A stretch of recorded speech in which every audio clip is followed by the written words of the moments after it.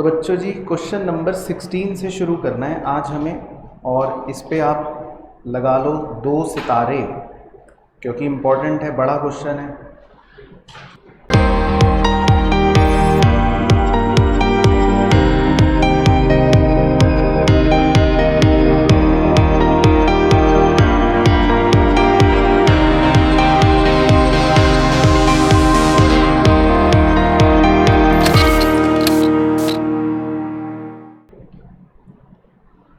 चलो, तो क्वेश्चन में तो कह रहा है कि show accounting equation on the basis of the following transactions. तो इसमें देखो कितनी ट्रांजैक्शंस दे रखी हैं आपको, 1 2 3 4 5 14 दे रखी हैं, ठीक है ना। तो आप इसका बड़ा सा ढांचा बना लेना क्योंकि बहुत सारी ट्रांजैक्शंस हैं, और कोशिश करना अपने रजिस्टर में ना हॉरिजॉन्टल कर लेना पेज, क्योंकि इसमें आपको विड्थ ज़्यादा चाहिए। अब तक आप समझ ही गए होंगे वैसे इतने सवाल करके, आपको इसमें रजिस्टर की विड्थ ज़्यादा चाहिए, चौड़ाई ज़्यादा चाहिए, तो इसलिए आप रजिस्टर को हॉरिजॉन्टल कर लो। हाँ, तो उससे आपको सही हो जाएगा, नहीं तो खिचड़ी पकेगी फिर।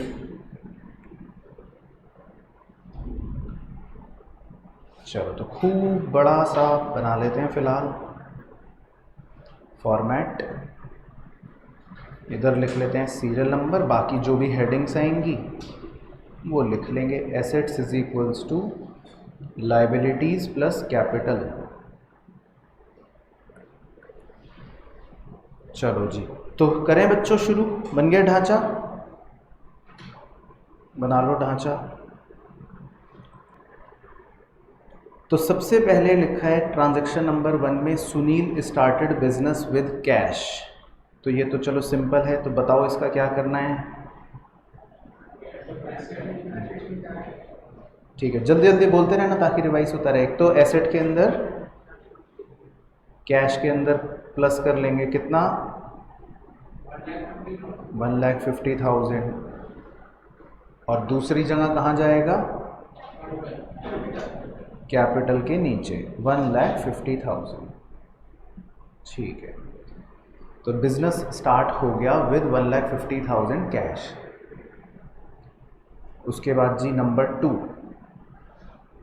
2 में दे रखा है ओपनड ए बैंक अकाउंट।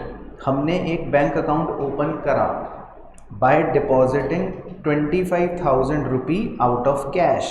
मतलब हमने कैश में से 25,000 रुपये बैंक में डिपॉजिट कर दिए। तो इससे क्या होगा आप बताओ पहले। एसेट में बैंक अकाउंट एक तो बढ़ जाएगा और कैश में से माइनस हो जाएगा। वेरी गुड, चलो तो सही हो गई बात। तो कैश में से 25,000 माइनस कर दो और बैंक में 25,000 को ऐड कर लो। अब न्यू इक्वेशन बना लेते हैं क्योंकि 2 कंप्लीट हो गए। न्यू इक्वेशन, तो कैश है 125 प्लस बैंक है 25, लायबिलिटी 0 और कैपिटल 150। चलो, उसके बाद जी ट्रांजैक्शन नंबर 3 पे आप स्टार लगा लो, ये इंपॉर्टेंट है, थोड़ा सा अलग है, कई बार बच्चे एग्जाम में गलत करते हैं। 3 में लिखा है ही sold his personal car for ₹50,000। तो उसने अपनी पर्सनल गाड़ी बेच दी 50,000 रुपये में, and deposited the amount in the firms bank account. और उस पैसे को उसने बैंक में, फर्म वाले बैंक में जमा कर दिया, डिपॉजिट कर दिया। तो उसने अपनी पर्सनल गाड़ी बेच दी और 50,000 रुपये को उसने बैंक में डिपॉजिट कर दिया। तो अब आप बताओ, पहले अपने तुक्के मारो कि आपके हिसाब से इसका क्या होगा। बैंक में बच्चे कह रहे हैं तो प्लस हो जाएगा, चलो वेरी गुड, ठीक है। और दूसरा कैपिटल में प्लस, बिल्कुल सही, क्योंकि वो एक तरह से, ये भी एक तरह से बिजनेस में पैसे लेकर आया है ना, तो बिल्कुल सही। तो बैंक में प्लस कर लेते हैं और कैपिटल में प्लस कर लेते हैं, बिल्कुल सही हो गया। तो नंबर 3 बैंक में 50,000 प्लस और कैपिटल में 50,000 प्लस, फिर उसके नीचे बन गई न्यू इक्वेशन। तो 125 cash plus 75 bank, liability 0 plus 2 lakh capital. उसके बाद अगला point number 4, he purchased A building and furniture. तो इकट्ठे दे रखा है, उसने बिल्डिंग और फर्नीचर खरीदा फॉर ₹1 लाख। तो क्या करेंगे, एसेट्स में ऐड कर लेंगे बिल्डिंग और फर्नीचर और कैश में से डिडक्ट कर देंगे। तो इसमें दो बातें करनी है आपको। तो एक तो आप एसेट में नई हेडिंग बना लो, बिल्डिंग एंड फर्नीचर इकट्ठे बना लो। तो बिल्डिंग एंड फर्नीचर के नीचे ऐड कर लो 1 लाख और कैश में से माइनस कर लो 1 लाख। तो फिर बन जाएगी न्यू इक्वेशन। तो न्यू इक्वेशन क्या आएगी, 25,000 cash plus 75,000 bank plus 1 lakh furniture and building plus 0 plus 2 lakh.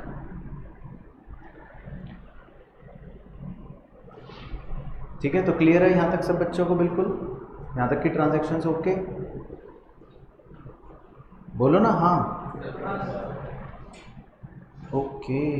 उसके बाद नंबर 5, ये भी सिंपल है। नंबर 5 में लिखा है he purchase goods from Ram on credit. उसने राम से उधार पे गुड्स खरीदे। तो इसका क्या होगा, एक तो स्टॉक में ऐड होगा, वेरी गुड, और लाइबिलिटी के अंदर क्रेडिटर्स में ऐड होगा। ठीक है, तो दो चीज़ें कर लेते हैं। तो एक तो आप नई हेडिंग बना लो स्टॉक की और स्टॉक के नीचे ऐड कर लो 50,000 और क्रेडिटर्स, लाइबिलिटी के अंदर भी एक नई हेडिंग बना लो क्रेडिटर्स। तो क्रेडिटर्स के नीचे भी 50,000 ऐड कर लो। तो फिर हो जाएगी आपकी new equation, cash 25, bank 75, building 1 lakh, stock 50 is equal to creditor 50 plus capital 2 lakh. तो LHS RHS बराबर चल रहे हैं। उसके बाद नंबर 6 ट्रांजैक्शन क्या कह रहा है। नंबर 6 में लिखा है, बच्चे बताएंगे, ही पेड कार्टेज।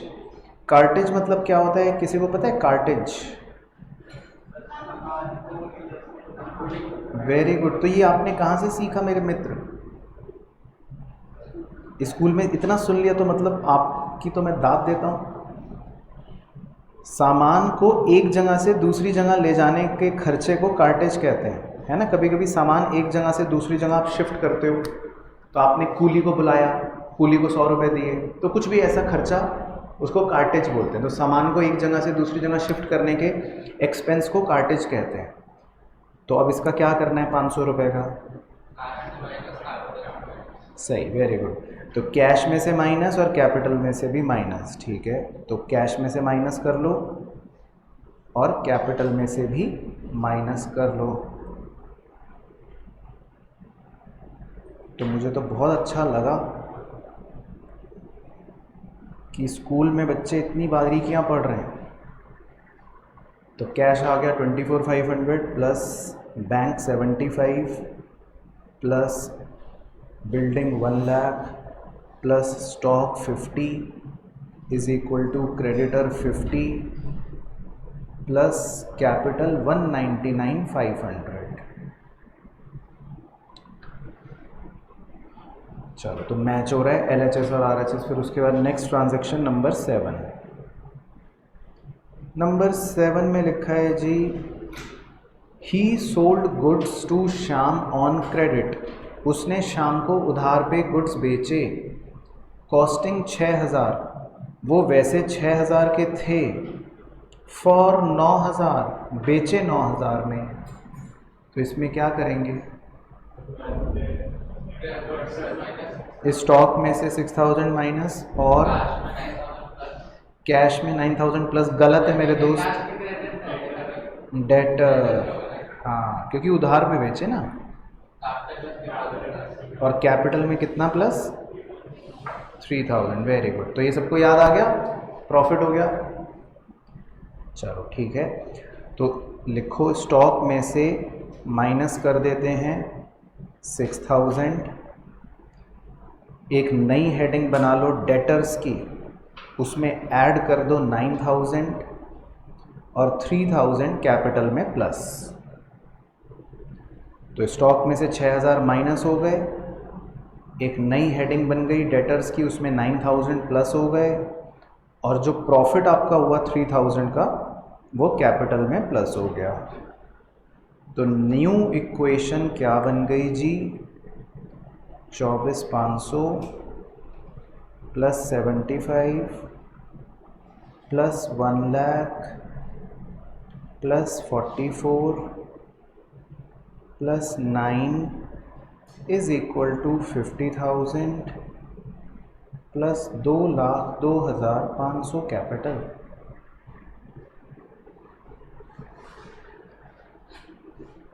तो यहाँ तक क्लियर है सब बच्चों को? ओके, चलो तो 7 तो हो गए, आधा क्वेश्चन तो हो गया। 8 में अब लिखा है जी रिसीव्ड रेंट फ्रॉम टेनेंट्स। तो हमें अपने किराएदारों से रेंट मिला, तो क्या करें, कैश में प्लस क्योंकि पैसे मिले, और कैपिटल में प्लस। वेरी गुड, क्योंकि इनकम भी हो गई। ठीक है, तो कैश में प्लस कर लो और कैपिटल में प्लस कर लो। तो कैश के नीचे 1,000 प्लस और कैपिटल के नीचे भी 1,000 प्लस। तो फिर आपकी आ जाएगी new equation 25,500 plus 75,000 plus 1 lakh plus 44,000 plus 9,000 is equal to 50,000 plus 2,03,500। फिर उसके बाद जी नंबर 9 में क्या लिखा है, इस पे आप स्टार लगा लो, ये एक नया पॉइंट सिखाना है। नंबर 9 में दे रखा है रिसीव्ड सिक्योरिटी डिपॉजिट्स। तो पहले तो आप इस टर्म को ब्लॉक बना लो अपनी किताब में, सिक्योरिटी डिपॉजिट। तो सिक्योरिटी डिपॉजिट्स के बारे में आप क्या जानते हो बच्चों? कभी आपने टर्म सुना है वैसे? हाँ, जो हम कभी किसी चीज़ की सिक्योरिटी दे देते हैं, बिल्कुल सही। तो जैसे आप कभी अपने घर में टेलीफोन कनेक्शन लगवाओ, तो वो आपसे कहेंगे कि हम आपसे ना 2,000 रुपये सिक्योरिटी के लेंगे। तो सिक्योरिटी डिपॉजिट का नेचर जो होता है वो ऐसा होता है कि अगर आपसे कोई ये पैसे लेता है तो वो हमेशा के लिए नहीं लेता।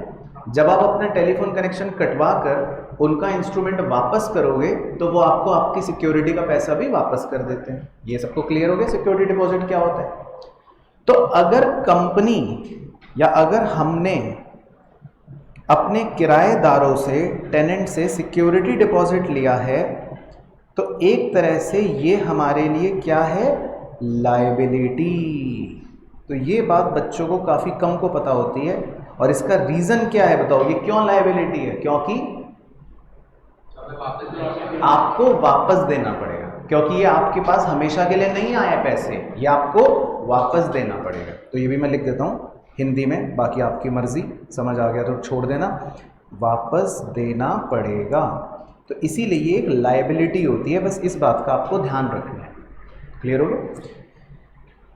चलो, तो एक तो लायबिलिटी में जोड़ लेंगे। दूसरा एस्पेक्ट बताओ, कैश में प्लस, क्योंकि हमको पैसे मिले, तो बस इस 1500 रुपये को दो जगह लिखना है। तो एक तो आप लायबिलिटी में नई हेडिंग बना लो, सिक्योरिटी डिपॉजिट, है ना। तो बस ये एक इंपॉर्टेंट पॉइंट था। तो कैश के नीचे भी प्लस कर लो 1500, और लायबिलिटी में सिक्योरिटी डिपॉजिट के नीचे भी लिख लो 1500। तो हमें सिक्योरिटी डिपॉजिट जब मिलता है तो वो हमारे लिए लायबिलिटी होता है। चलो, तो न्यू इक्वेशन आ गई जी, 27,000 plus 75 plus 1 lakh plus 44 plus 9 is equal to creditor 50 plus security deposit 1500 plus capital 2,03,500। चलो जी, उसके बाद है नंबर 10। तो नंबर 10 पे चलते हैं। नंबर 10 कह रहा है, ये सिंपल है, परचेज्ड स्टेशनरी फॉर कैश। आपने स्टेशनरी खरीदी कैश से, क्या होगा? कैश माइनस और दूसरा स्टेशनरी ऐड हो जाएगा। Very good. तो ये वो नलायकी है जो आपको बाकियों से जुदा बनाएगी। स्टेशनरी खरीदना कोई एसेट नहीं होता भाई। 100 रुपये की आपने पेंसिल खरीद ली, इट इज़ नॉट एसेट। ये आपके लिए एक नॉर्मल खर्चा है, एक एक्सपेंस है। तो इसे आपको कैपिटल में से माइनस करना पड़ेगा। ये कोई एसेट नहीं है स्टेशनरी। भाई 100 रुपये की स्टेशनरी कोई एसेट होता है? एसेट तो होता है फर्नीचर खरीदा, मान लो मशीन खरीदी, बिल्डिंग खरीदा। हाँ, तो ये आपको कैश में से माइनस करना है 100 रुपये, और कैपिटल में से भी माइनस करना है 100 रुपये। चलो, तो अच्छा पॉइंट पकड़ में आया। इसमें आपकी नलायकी तो पता चली। तो न्यू इक्वेशन हो जाएगी अब 26,900 प्लस बाकी सब same, 75 1 lakh 44 9 is equal to 50,000 plus 1500 plus 2,03,400। अब आइए जी नंबर 11। नंबर 11 में लिखा है, ये भी बहुत ही बढ़िया पॉइंट बन गया, एक सितारा लगा लेते हैं, नया पॉइंट है ना। इन्वेस्टेड इन शेयर्स, और ब्रैकेट में पर्सनल लिख दिया। तो पर्सनल को आप अपनी किताब में ब्लॉक बना लो। मतलब ये है कि मैंने निवेश करा। इन्वेस्ट का मतलब होता है पैसा निवेश करना, इन्वेस्ट करना। तो मैंने शेयर्स खरीद लिए, शेयर्स में इन्वेस्ट करा, लेकिन ब्रैकेट में पर्सनल दिया है। तो इसका मतलब क्या? तो इसका मतलब लिख लो डैश डाल के, ये ड्राइंग्स हो गया। क्योंकि जब भी कोई प्रोप्राइटर अपने पर्सनल चीज़ों के लिए, मतलब कोई चीज़ खरीद रहा है या अपनी पर्सनल कामों के लिए पैसे को खर्च कर रहा है, तो हम उसको क्या बोलते हैं? ड्राइंग्स बोलते हैं। अब ड्राइंग्स का ट्रीटमेंट किसको याद है, क्या होगा? कैश से माइनस और कैपिटल से माइनस। ठीक है, तो 50,000 रुपये। तो 50,000 रुपये के लिए आ जाते हैं पॉइंट नंबर 11 में। तो कैपिटल में से माइनस कर दो 50,000 रुपये। और मेरे प्यारे बच्चों, कैश में आपके पास कितने रुपए हैं? 26,900। तो क्या मैं कैश के नीचे माइनस 50,000 लिख सकता हूँ? नहीं लिख सकता, क्योंकि अगर मेरे पास पैसे ही नहीं है उतने, तो क्या मैं कैश में से उतने माइनस करके लिख सकता हूँ? नहीं लिख सकता ना। तो आप अब इसको कैश में से माइनस मत करो, तो कहाँ से माइनस कर दो? बैंक से माइनस कर दो। क्योंकि इसका मतलब ये कि हमने पैसे बैंक से ले लिए होंगे, तो इसको बैंक में से माइनस कर लेते हैं। और क्या? और कैश में पैसे होते तो वहाँ से कर देते, तो मैंने कैश में क्योंकि पैसे नहीं थे तो बैंक से कर दिए। तो ये बढ़िया है सर, इसका मतलब जहाँ पैसे हो वहाँ से माइनस कर सकते हैं। हाँ जी, तो न्यू इक्वेशन आ जाएगी 26,900 plus 25,000 plus 1,00,000 plus 44 plus 9 is equal to 50,000 plus 1,500 plus 153,400। पढ़ते रहना पढ़ते रहना पढ़ते रहना। मैं आया हूं बस छोटा सा एक मैसेज लेकर, जरा देखूं तो सही कि बच्चे पूरी वीडियो ध्यान से पढ़ रहे हैं कि नहीं। मुझे नीचे कमेंट करके बताना कि वीडियो के किस मोमेंट पर एग्जैक्टली आप मेरा ये वीडियो मैसेज सुन रहे हो। जरा पता तो चले कि बच्चे पढ़ाई कर भी रहे हैं वीडियो से या नहीं। और हाँ, बिजनेस स्टडीज की अच्छी प्रिपरेशन करने के लिए अंकुर अग्रवाल सर के चैनल को जरूर सब्सक्राइब करना। वहां पर बिजनेस स्टडीज के ऑलरेडी लेक्चर्स स्टार्ट हो चुके हैं। All the best. चलो इसके बाद जी नंबर 12 पे चलते हैं। तो नंबर 12 क्या कह रहा है? नंबर 12 में लिखा है रिसीव्ड इंटरेस्ट इन कैश। ये सिंपल है, तो आप बताओगे। हाँ, तो क्या करना है? कैश में ऐड और कैपिटल में ऐड, क्योंकि ये हमारी इनकम होती है ना। हमको इंटरेस्ट मिल गया 200 रुपये, तो कैश में ऐड कर लो और कैपिटल में भी ऐड कर लो। तो कैश में प्लस 200 और कैपिटल में भी प्लस 200, तो फिर बन जाएगी हमारी न्यू इक्वेशन। आ जाओ तुम यहाँ, आ जाओ ऊपर, मैं वहाँ बैठ जाता हूँ।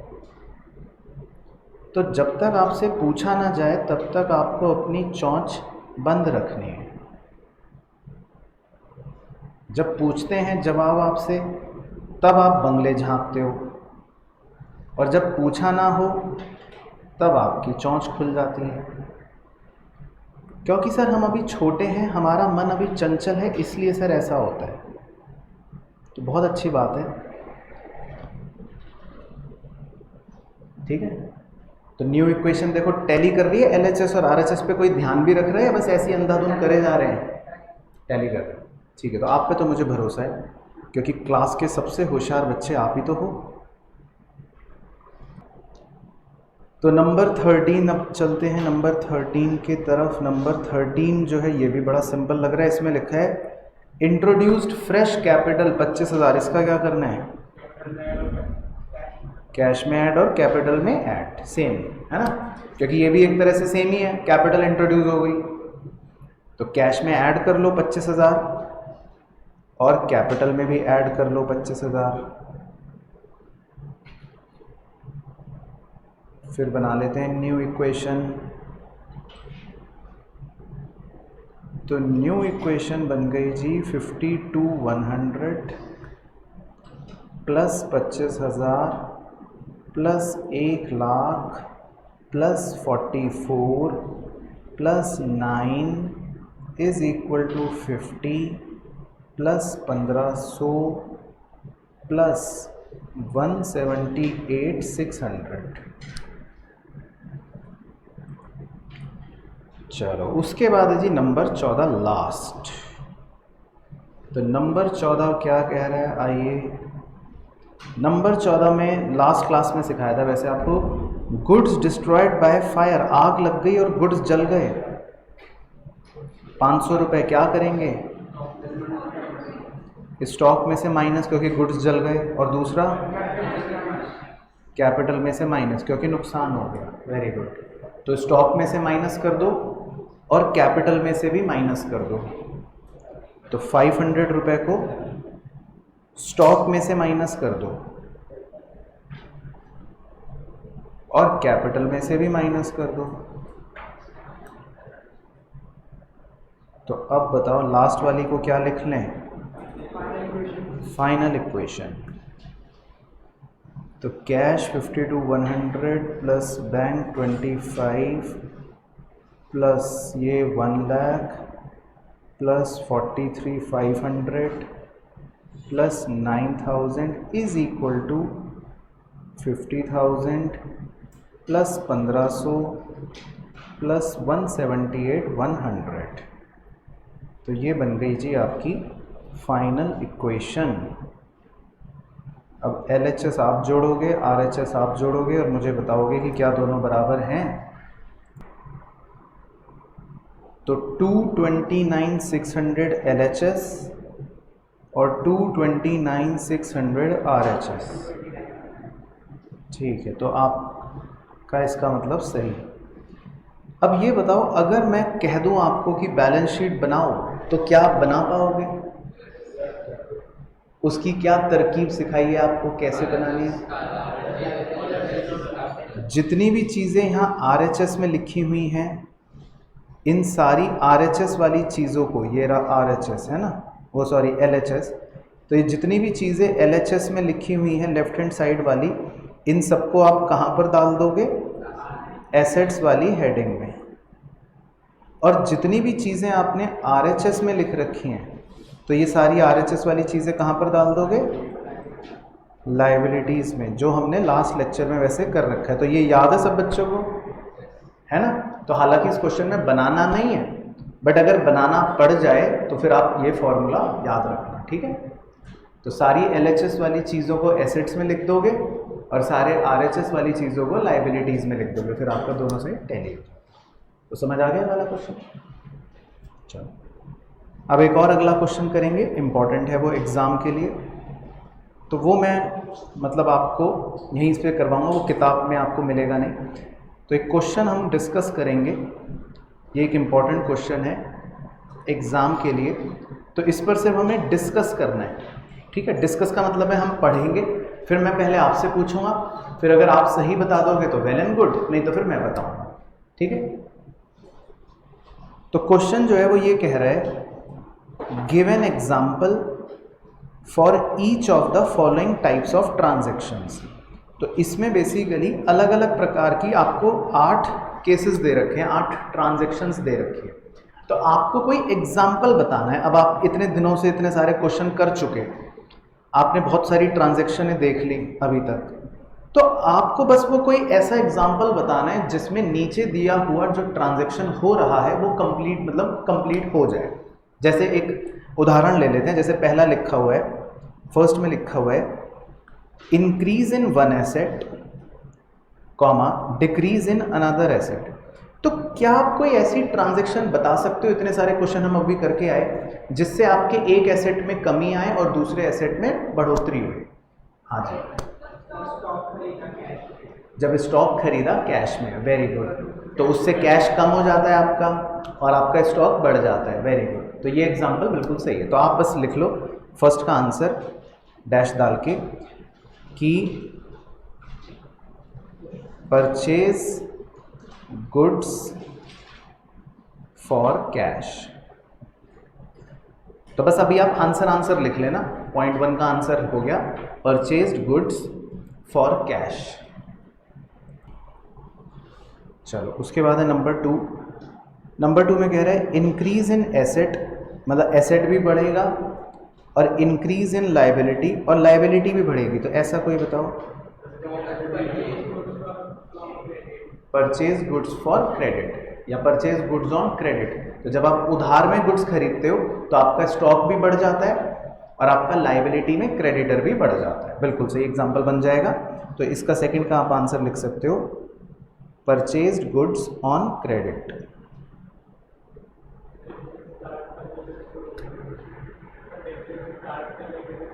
हाँ, वो भी लिख सकते हैं। तो कोई भी ऐसा एग्जांपल लिखना है जिससे एसेट बढ़े और लायबिलिटी बढ़े, तो बस आपका आंसर सही हो जाएगा।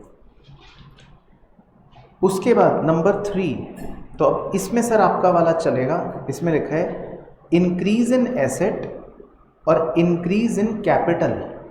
तो ऐसा कोई उदाहरण बताइए जिसमें एसेट भी बढ़ जाए और कैपिटल भी बढ़ जाए। हाँ, स्टार्टेड बिजनेस विद कैश। तो ये वो ट्रांजैक्शन होती है जिसमें आप कैश में भी बढ़ा देते हो, एसेट भी बढ़ जाता है, और कैपिटल में भी बढ़ा देते हो तो कैपिटल भी बढ़ जाती है। तो पहले बताओ, पहले 3 ओके हैं सबके? तो किसी के पेट में दर्द तो नहीं हो रहा है यहाँ तक? चलो, उसके बाद नंबर 4, नंबर 4 में लिखा है डिक्रीज इन एसेट और डिक्रीज इन लाइबिलिटी, मतलब कुछ ऐसा बताना है एसेट भी कम हो जाए और लाइबिलिटी भी कम हो जाए।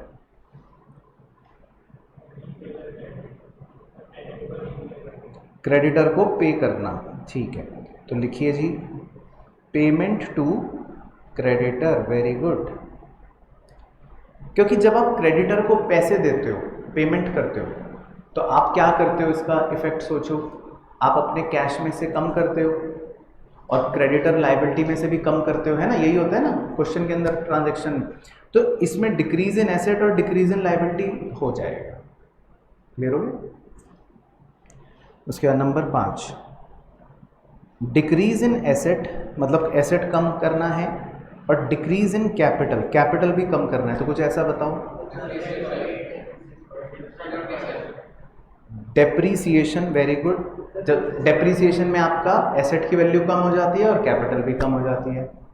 Goods destroyed by fire, very good, उसमें भी आपका स्टॉक कम हो जाता है और कैपिटल कम हो जाता है। तो कोई भी एग्जांपल आप लिख सकते हो।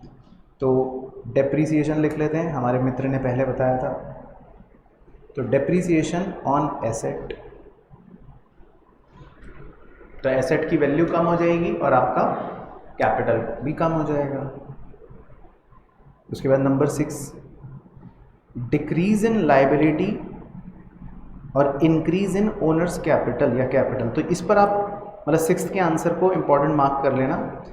तो ये बताइए, सोचो, थोड़ा सा मुश्किल है वैसे तो, कि लाइबिलिटी कम हो जाए और ओनर की कैपिटल बढ़ जाए।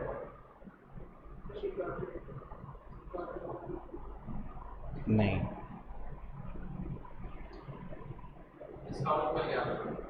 तो वो तो फिर उधर चला गया कैश की तरफ, पैसे मिल गए तो।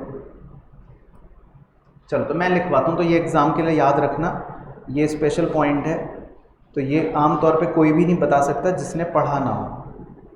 तो इसमें लिखना conversion of loan into capital, conversion of loan into capital. अब ये होता क्या है वो समझा देता हूँ थोड़ा सा, बट ये एक ऐसी स्पेशल ट्रांजैक्शन है जिससे लाइबिलिटी कम हो जाती है और कैपिटल बढ़ जाती है। तो ये होता क्या है वो बता देता हूँ आपको। Conversion of loan into capital, इसका मतलब ये होता है कि जैसे मान लो कोई आदमी है, ये आदमी है रामू, रामू ने बिजनेस को कोई लोन दिया 10,000 रुपये का, तो बिजनेस इस लोन को क्या मानेगा, लाइबिलिटी मानेगा ना। ये बिजनेस के लिए क्या है, लाइबिलिटी है। अब मान लेते हैं 4 या 5 महीने के बाद रामू कह रहा है कि मैं इस बिजनेस में अब मालिक बन के आना चाहता हूं, अब मैं ही इस बिजनेस में ओनर भी बन रहा हूं। तो बिजनेस कहेगा ठीक है, फिर तुम कैपिटल लेकर आ जाओ। तो रामू कह रहा है कि मैं एक काम करता हूं, जो मैंने पहले लोन के तौर पे 10,000 दे रखे थे ना, तुम उसे ही कन्वर्ट कर लो कैपिटल में।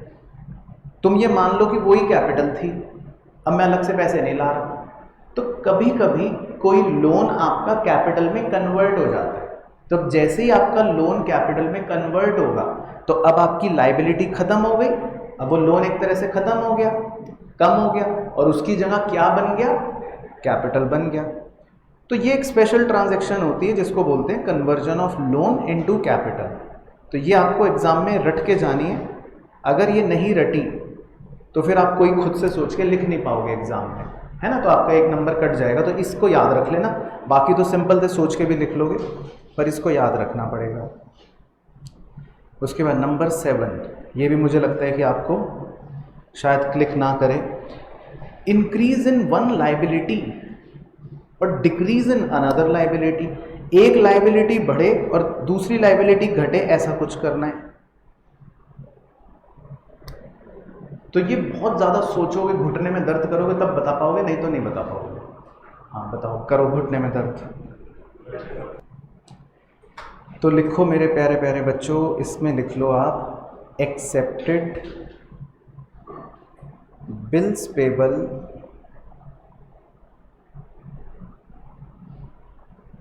फ्रॉम क्रेडिटर इसकी कहानी आपको समझने के लिए चैप्टर 2 को याद करना पड़ेगा। जब आज से 2 महीने पहले आप भोले मासूम बच्चे हुआ करते थे, तब सिखाया था चैप्टर 2 में। अब क्रेडिटर कौन होता है वो तो आप जानते हो, वो तो एक लायबिलिटी होता है। तो कभी कभी क्रेडिटर जो है वो आपको कहता है कि मुझे तुम पे भरोसा नहीं है, तो वो आपको एक चिट्ठी बनाकर देता है, लेटर बना कर देता है, और आप उस पर साइन कर देते हो कि ठीक है मैं पैसे दे दूंगा, जिसको बोलते हैं बिल्स पेबल। तो जब आप क्रेडिटर से ये कहते हो कि ठीक है तुम हमें ये बिल बनाकर, ये चिट्ठी बनाकर दे दो, और हम इस पर साइन कर देते हैं और हम कहते हैं कि तुम्हें पैसे दे देंगे टाइम पर, तो हमने इस बिल को बोला था ना, इसे क्या बोलते हैं? बिल्स पेबल बोलते हैं। तो जब भी आप किसी क्रेडिटर से बिल्स पेबल एक्सेप्ट करते हो तो आपके लिए एक बिल्स पेबल नाम की नई लायबिलिटी क्रिएट हो रही है। बोलो हाँ।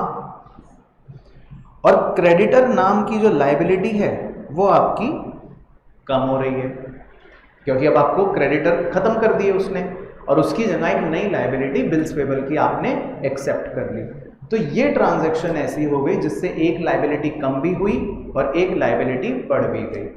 तो इस पर भी आर का सिंबल बना दिया मैंने, क्योंकि ये भी एग्जाम में आपको याद ही करनी पड़ेगी, नहीं तो बहुत मुश्किल है कि आप ऐसा सोच पाओ कि भाई कौन सी लायबिलिटी और कौन सी लायबिलिटी दूसरी कम हो रही है या बढ़ रही है। तो 2 स्पेशल पॉइंट्स हो गए। और उसके बाद नंबर 8, ये आप बता सकते हो, सिंपल है। इंक्रीज इन लायबिलिटी, मतलब ऐसा कुछ बताना है जिससे लायबिलिटी बढ़ जाए, और डिक्रीज इन कैपिटल, और कैपिटल कम हो जाए। जैसे आउटस्टैंडिंग एक्सपेंस, तो आपने आउटस्टैंडिंग एक्सपेंस में यही ट्रीटमेंट लिख रखा है कि इसको हम एक लायबिलिटी बना लेते हैं और कैपिटल में से माइनस कर देते हैं। तो ये आपका सिंपल आंसर हो गया, आउटस्टैंडिंग एक्सपेंस।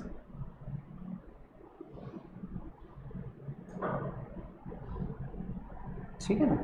तो ये बेसिकली एक इम्पॉर्टेंट क्वेश्चन था, आपकी बुक में इलस्ट्रेशन 8 होगा, लेकिन एग्जाम के लिए इम्पॉर्टेंट था, तो इसीलिए मैंने आपके साथ डिस्कस कर लिया ये वाला। तो इस तरह का क्वेश्चन भी आपसे कभी कभी पूछ लेता है, तो आपको ट्रांजैक्शन खुद लिखनी पड़ेगी, वो आपको इफेक्ट देगा। तो समझ आ गया ना। तो ये था बच्चों आज के हमारे इस लेक्चर में। आई होप आपको पूरा वीडियो लेक्चर अच्छे से समझ आया होगा। मुझे प्लीज कमेंट करके बताना कि आपको इस टॉपिक में कौन कौन सी चीजें आसान लगी, या कोई मुश्किल चीज जो आपको इस लेक्चर में लगी, तो वो भी प्लीज मुझे मेंशन करके नीचे जरूर बताना। क्या बच्चों के 5 नंबर कट जाएंगे बोर्ड्स में? किस बात के? मतलब जब ये पढ़ाई के अलावा ब्रेक लेते हैं तो इंस्टाग्राम पर टाइम वेस्ट करते हैं और अभी तक मेरे को फॉलो नहीं करा है, तो ठीक है बच्चों के कटने तो 5 नंबर, क्या होता है।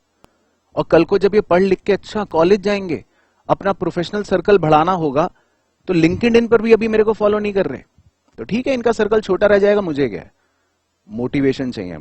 हाँ बच्चों को तो मोटिवेशन के लिए मेरे ट्वीट तो फॉलो करते ही होंगे, क्या नहीं करते? तो ठीक है बच्चों की मर्जी, इनके नंबर भी कटेंगे, ना इनको मोटिवेशन मिलेगी, ना इनका प्रोफेशनल सर्कल बड़ा होगा। ठीक है कोई बात नहीं।